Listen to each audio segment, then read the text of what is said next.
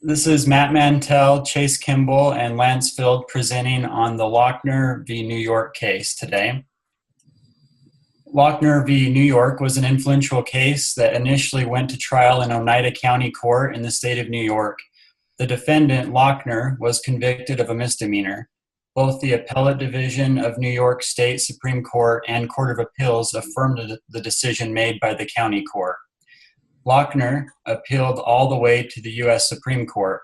The case was heard through writ of error by the U.S. Supreme Court, which reversed the decisions of the lower courts. The majority opinion of the Supreme Court came from Justice Rufus Peckham. Joined in the court's opinion included Justice Fuller, Justice Brewer, Justice Brown, and Justice McKenna. Dissented from the court's opinion included Justice Harlan, Justice White, Justice Day, and Justice Holmes. Lochner owned a bakery in Utica, New York. To go over some of the facts, his employees worked over 60 hours per week and sometimes over 10 hours per day. Lochner was found guilty of his second offense in the Oneida County Court of a misdemeanor on an indictment charge under the state statute known as labor law. Lochner was found to have violated Section 110 of Article 8, Chapter 415 of the Bake Shop Act labor law of the of the state of New York, which limits the required or permissible amount of labor in bakeries or confectionaries. The limit was 60 hours per week and 10 hours per day. Lochner was sentenced to pay a $50 fine and to stand committed until paid, not to exceed 50 days in the county jail. There was a certificate of doubt granted by the county judge of Oneida, which began the appeal process. This case brings into question the 14th Amendment, that no state can deprive any person of life, liberty, or property without due process of law. The right to contract, buy, or sell falls within the scope of this amendment. States have the powers to police the public with regards to safety, health, morals, and general welfare of the public. Many labor laws exist that limit the hours of dangerous professions, such as miners. Justice Peckham, he stated, and this kind of overall highlights the dilemma of the case. It says, it becomes of great importance to determine which shall prevail, the right of the individual to labor for such time as he may choose, or the right of the state to prevent the individual from laboring, or from entering into any contract labor beyond a certain time prescribed by the state. So the question remains, does the New York State statute interfere with the 14th Amendment, or is the statute within powers of the state to protect the health and safety of the public? So going into some arguments, arguments for Lochner are as follows: that it does violate the 14th Amendment. It interferes with the right of contract between employer and employees. The New York State statute only relates to public health to a remote degree, and the act is too broad and interferes with individual rights. A law limiting hours of bakers is not a public health concern, which is another argument. There's no reasonable grounds for limiting the hours of labor of a baker. Bakers have equal intelligence and capacity as other men in other trades. Bakers are able to assert their rights, care for themselves without the protection of the state. And bakers are in no sense wards of the state, so they don't need legal protection from the state specifically. They also, the clean, wholesome bread does not depend on the hours that a baker may work, and there's no connection between hours worked versus the quality of bread served to the public in this type of situation. Okay, now moving forward here. So arguments against Lochner and for the New York State statute. The main argument is that the state of New York was, in fact, acting within its police powers to protect the health and safety of the public, and that the occupation of a baker is unhealthy. Bakers work in small workshops. They spend their days breathing poor air quality. They develop respiratory problems. They have to work long hours. They have to be up early in order to have their goods available to the public in the morning when the public demands them. Bakers also tend to die younger. They tend to die between the ages of 40 and 50, which is much lower than the average at this time of history. Bakers also suffer from poor nutrition. They have weakened immune systems, and they fall victim to disease easier. And this act would also tend to the cleanliness of the workers, which is in the benefit of the general public of the health, or general health of the public. The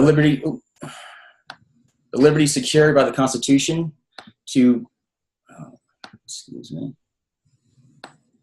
The liberty secured by the Constitution of the United States to every person within its jurisdiction does not import an absolute right in each person to be at all times and in all circumstances wholly free from restraint. There are manifold restraints to which every person is necessarily subject for the common good. And this is just reinforcing the argument of the state acting within its rights to police the general public.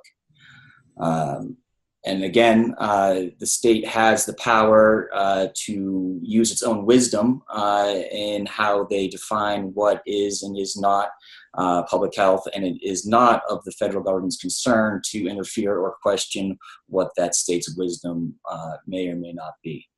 So basically saying that the federal government is acting out of scope of what they are supposed to be involved in.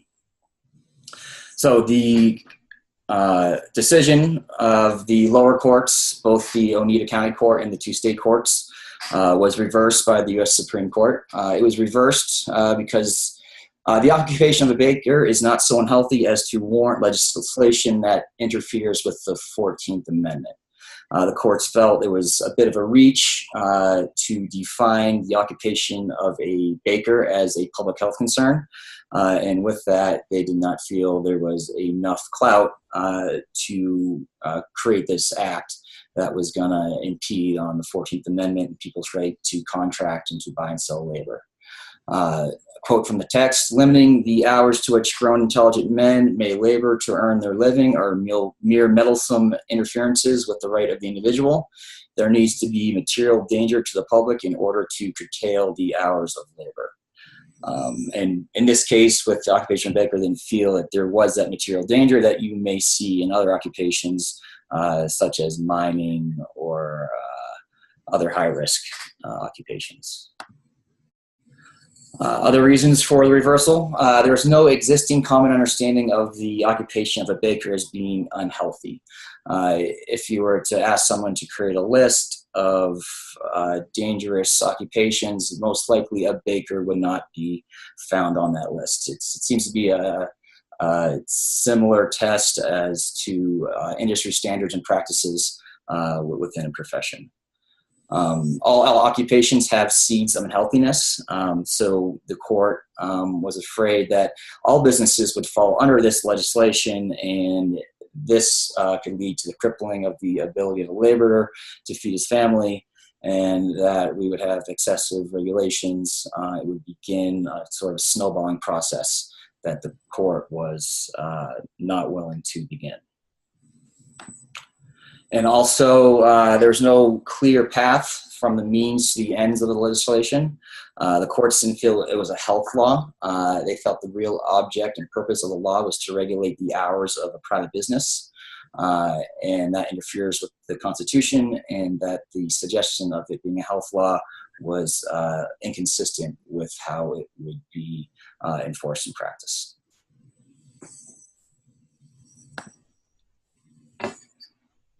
So once the Lochner case was reversed, the Lochner case set a precedent for the extent of power the government has in the regulation of commerce. The U.S. Supreme Court's ruling in this case ended up limiting the policing powers of the federal government, creating a lesser regulated economy. Lochner actually left a legacy that immediately started what is commonly known as the Lochner era. During this era, the court struck down laws trying to regulate labor conditions during the time frame of the Progressive Era and the Great Depression, which these decisions ended up being very controversial back then, and even to this day, there are a lot of opinions towards the Lochner case, whether they be positive or negative. Years later, the Lochner era ended with a case, West Coast Hotel Company v. Parrish in 1937. The result of the hotel case upheld the constitutional right of minimum wage legislation enacted by the state of Washington, which began a period where the U.S. Supreme Court took an extensive view of the government's involvement in regulating commercial activities. Even though the Lochner case may be viewed by some as negative because of the restrictions on government regulation and commerce, the legacy that remains still affects court to this day, actually. As a result of the Lochner case, it was found that substantive, not just procedural rights, are protected under the 14th Amendment. Substantive due process limits the price of activities, the types of activities and rights that government may regulate by deeming them fundamental human rights, whereas procedural due process limits the means by which the government may deprive a person of their life, liberty, or property.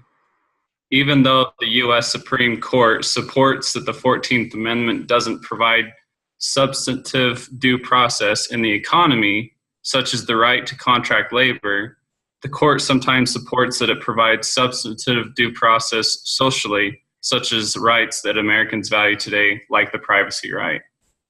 In conclusion, this Lochner v. New York case does take effect today, and we do see many of the things as a result of it, such as some of our fundamental human rights. This is our presentation of Lochner v. New York, and hopefully you will learn a great amount from this case.